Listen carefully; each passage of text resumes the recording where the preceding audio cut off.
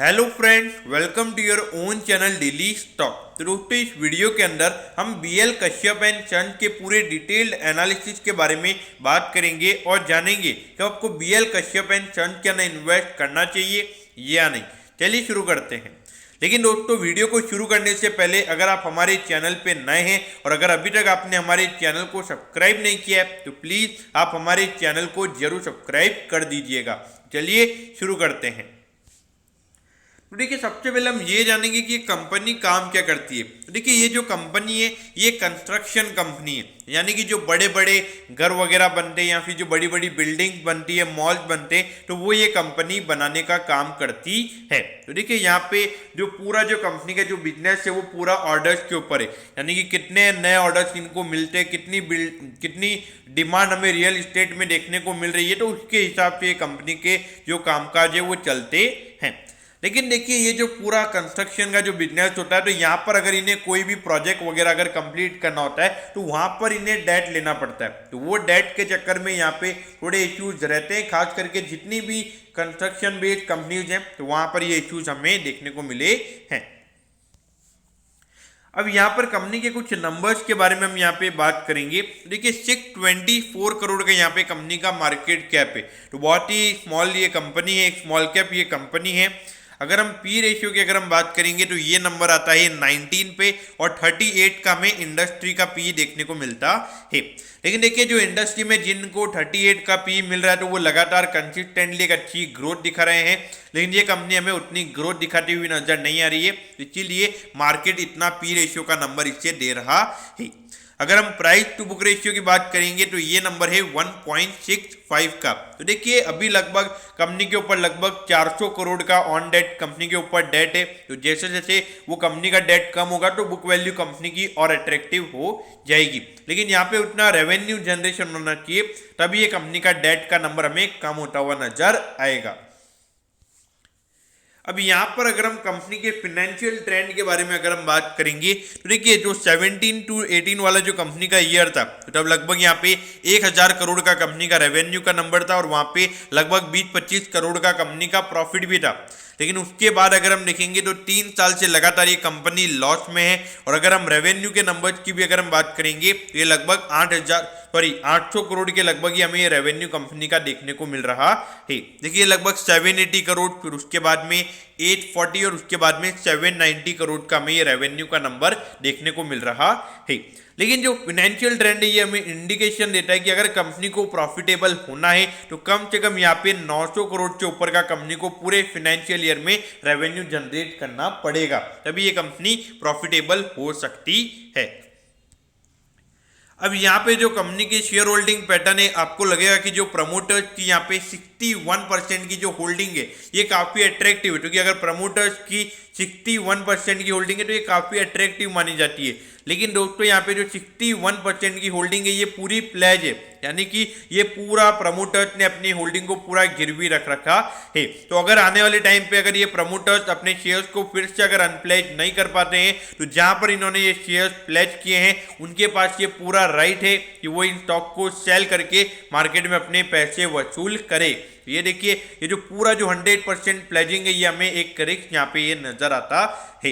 लेकिन देखिए, यहाँ पे ये प्लेजिंग क्यों की गई है, क्योंकि देखिए ये जो पूरा इंफ्रास्ट्रक्चर यानी कि जो पूरी ये जो कंस्ट्रक्शन बेस्ड कंपनीज है इनको अभी इजीली बैंक से डेट नहीं मिलता है। अब क्यों डेट नहीं मिलता है, क्योंकि अधिकतर हमने जो अगर हम पिछली जो पास्ट हिस्ट्री है वहां पर अगर हम देखेंगे अधिकतर जो भी बैड लोन्स वगैरह बने तो वहां पर ये मेन इन कंपनीज की वजह से ही बने हैं। तो इसीलिए बैंक इनको लोन देने के लिए काफी देखा जाए तो कंजर्वेटिव वे में बिहेव करते हैं, तो इसीलिए हमें यहाँ पे ये इश्यूज यहाँ पे देखने को मिल रहे हैं। उसके बाद अगर हम देखेंगे तो ऑलमोस्ट यहाँ की जो भी होल्डिंग है लगभग 37% की यहाँ पे जो होल्डिंग है वो रिटेल इन्वेस्टर्स के पास है, यानी कि जो जनरल पब्लिक है उनके पास ये होल्डिंग हमें नजर आती है। अब यहाँ पर आपको लगेगा कि एफआईआई की भी 1.1% की होल्डिंग है, लेकिन नी के बराबर है। अगर आप देखोगे लगभग 650 करोड़ का मार्केट कैप है तो उसका 1% लगभग 6.5 करोड़ होता है, तो ये कोई बड़ी बात यहाँ पे मुझे नजर नहीं आती है। अब यहाँ पर अगर हम पिछले 3 क्वार्टर्स के अगर हम कंपनी के रेवेन्यू के नंबर्स की अगर हम बात करेंगे, देखिए ये दोनों क्वार्टर्स में ये पर्टिकुलरली ये जो क्वार्टर है यहाँ पे कंपनी को लगभग 6 करोड़ का प्रॉफिट हुआ था। तो देखा जाए तो ये पर्टिकुलरली ये क्वार्टर कंपनी के लिए अच्छा रहा था। और उसके बाद में अगर हम देखेंगे तो रेवेन्यू ग्रोथ कंपनी का काफी अच्छा था, लगभग 314 करोड़ का यहाँ पे कंपनी को टोटल रेवेन्यू हुआ था और लगभग 13 करोड़ का यहाँ पे कंपनी ने टोटल नेट प्रॉफिट कमाया था। लेकिन देखिए अगर 314 करोड़ का तो है ही, लेकिन लगभग 15 से 20 करोड़ का कंपनी इंटरेस्ट पे कर रही है हर क्वार्टर में। तो यानी कि अगर हम देखेंगे तो लगभग 60 से 70 करोड़ का यहाँ पे पूरे ईयर में कंपनी अभी हमें इंटरेस्ट पे करती हुई नजर आ रही है। यानी कि अगर आप देखोगे 1000 करोड़ के लगभग का कंपनी का रेवेन्यू है और 60 से 70 करोड़ का, यानी कि अगर हम देखेंगे तो लगभग 6 से 7% का यहाँ पे कंपनी का जो रेवेन्यू है उसमें जो इंटरेस्ट पे करने में ही कंपनी का पैसा जा रहा है। अब यहाँ पे हमें रिटर्न ऑन इक्विटी के नंबर्स में कुछ यहाँ पे पता नहीं चलेगा। अब क्यों पता नहीं चलेगा? क्योंकि देखिए यहाँ पे जो नंबर्स हैं यानी कि पिछले 3 साल से ये कंपनी लॉस में, तो इसीलिए रिटर्न ऑन इक्विटी के नंबर्स भी हमें यहाँ पे लॉस में नजर आते हैं। लेकिन आरओसी यानी कि ये जो नंबर है ये ऑपरेटिंग प्रॉफिट पे कैलकुलेट होता है। तो अगर हम ये देखेंगे तो ये नंबर आता है 10.79 पे। तो आरओसी का नंबर अच्छा है, लेकिन उसके बाद में इंटरेस्ट पे करने में कंपनी का काफी पैसा चला जाता है, इसीलिए कंपनी प्रॉफिटेबल नहीं रह पाती है। अगर हम रिटर्न ऑन एसेट की बात करेंगे तो देखिए ये जो नंबर है ये भी नेट प्रॉफिट पे ही कैलकुलेट होता है। तो ये नंबर भी हमें पिछले 3 साल का नेगेटिव देखने को मिल रहा है। तो यहाँ पे रिटर्न रेशियोज पे हम ज्यादा यहाँ पे एग्जामिन नहीं कर पाएंगे। अब यहाँ पर अगर हम डेट की अगर हम बात करेंगे तो देखिए पिछले 3 साल से लगातार यहाँ पे जो डेट टू इक्विटी का नंबर है वो हमें बढ़ता हुआ नजर आ रहा है। तो ये क्यों बढ़ रहा है? क्योंकि देखिए जैसे जैसे कंपनी को नए प्रोजेक्ट मिलेंगे तो वहां पे इन्हें डेट लेना ही पड़ेगा। क्योंकि अगर देखिए अगर कंपनी को 1000 करोड़ का प्रोजेक्ट मिला है तो ऐसा नहीं है कि 1000 करोड़ कंपनी को तुरंत मिल जाते हैं, तो वो उनको लगातार किस्तों में मिलते हैं। तो वहां पर इन्हें अगर डायरेक्ट फंड अगर चाहिए तो एक डेट ऐसा सोर्स होता है जहाँ पे इन्हें ये फंड मिलेगा, और इसीलिए ये कंपनी बिना डेट के हमें काम करती हुई नजर नहीं आ सकती है। देखिए अगर हम बात करेंगे एल&टी यानी कि जो सबसे बड़ी इंफ्रास्ट्रक्चर कंपनी है, उनका भी इतना ज्यादा डेट है। अगर उनके डेट टू इक्विटी के नंबर की अगर हम बात करेंगे तो 2 से भी ज्यादा का उनका डेट टू इक्विटी का नंबर है। अगर इंटरेस्ट कवरेज रेशियो की बात करेंगे तो ये 1.29 टाइम्स है, यानी कि कम से कम कंपनी इतना ऑपरेटिंग प्रॉफिट कमा रही है जितना उनको इंटरेस्ट पे करना है। लेकिन देखिए यहाँ पर रिस्क नजर आता है, क्योंकि कम से कम ये जो इंटरेस्ट कवरेज रेशियो का नंबर अगर ये 2 से ऊपर चला जाता है तो 2 से ऊपर अगर चला जाएगा तो वहाँ पे कंपनी हमें प्रॉफिटेबल भी होती हुई अच्छे से नजर आएगी। लेकिन पिछले क्वार्टर में कंपनी ने प्रॉफिट रिपोर्ट किया लगभग 13 करोड़ का, तो हमें उससे भी इग्नोर नहीं करना है। तो देखिए 27 पे ये स्टॉक अभी ट्रेड हो रहा है। अगर हम 5 साल के हाई की बात करेंगे तो 71 का हाई है, और अगर हम ऑल टाइम हाई की बात करेंगे तो ये सेम नंबर हमें 240 का नजर आता है, यानी कि 240 का ऑल टाइम हाई, और ये स्टॉक अभी हमें मिल रहा है 27 पे। और जबकि पिछले साल लॉकडाउन में तो लगभग ये 8 रुपए के लगभग भी चला गया था। लेकिन देखिए दोस्तों यहाँ पर आपको बहुत सारे लोग ऐसा बोल रहे होंगे कि जो लास्ट क्वार्टर था यहाँ पे जहाँ पे कंपनी ने 13 करोड़ का प्रॉफिट कमाया था, तो वहाँ पे बहुत सारे लोगों का ऐसा मानना है कि कंपनी काफी अच्छा परफॉर्म करेगी।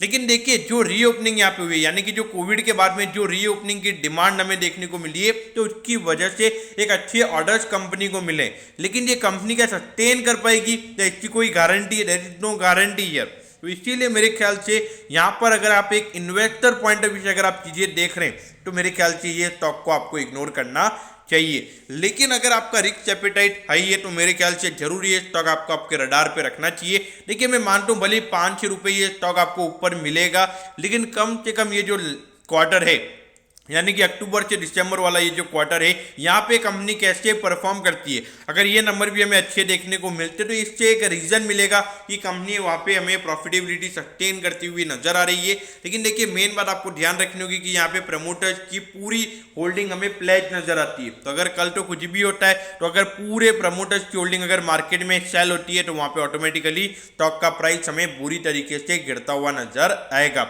इसीलिए अगर आपका रिस्क एपेटाइट हाई है तो यहाँ पे इन्वेस्ट कीजिए। अगर आप एक लॉन्ग टर्म इन्वेस्टर हैं, जहाँ पे conservative to moderate kind of investor में अगर आप आते हैं, मेरे ख्याल से अवॉइड करना ही यहाँ पे सही रहेगा।